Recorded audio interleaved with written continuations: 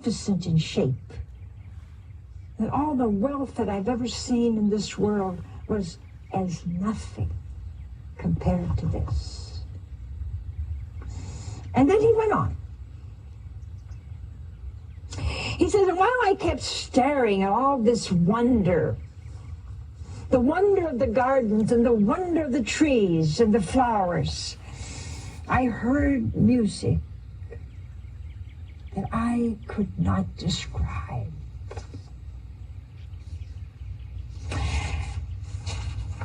And he said, it was 100,000 instruments all blending together. And then suddenly a choir of voices joined. He said he saw countless people suddenly in all these gardens, and they were enjoying themselves. Some were playing instruments, some were singing, some were speaking to each other.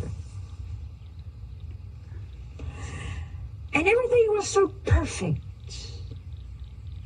There were those who listened, and those who sang, and those who played instruments. And then he said, I saw a group of boys that I recognized. His own boys. And then he saw some he didn't recognize, those that were to come in the future. He saw one in particular, and that one was Dominic Savio, very holy young teenager. And he thought to himself, am I awake? Or am I asleep? Suddenly, he said, the crowd drew near to me and stopped about 8 feet away. And an intense burst of light shone around me, and a deep silence fell upon all the boys. He said, I saw in their eyes a boundless joy. And there was in their face inner peace. Dominic came up to me and he said, I could have reached out and touched him.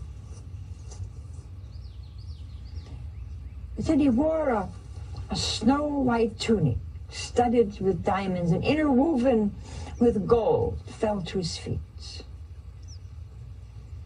Around his waist was a wide crimson sash.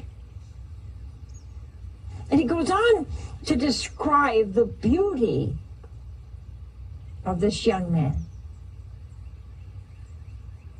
He said, on the garland he wore around his neck, it was like as if the leaves were like diamonds. And all of the boys, each one though, seemed to be different. They weren't all wearing the same thing. They all didn't look alike. But every single one had a distinct beauty that no one else had.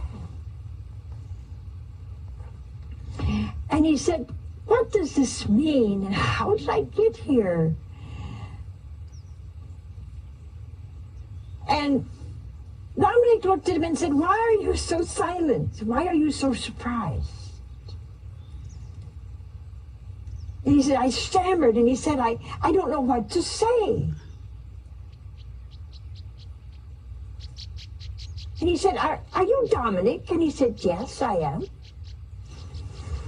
And he said, well, why are you here?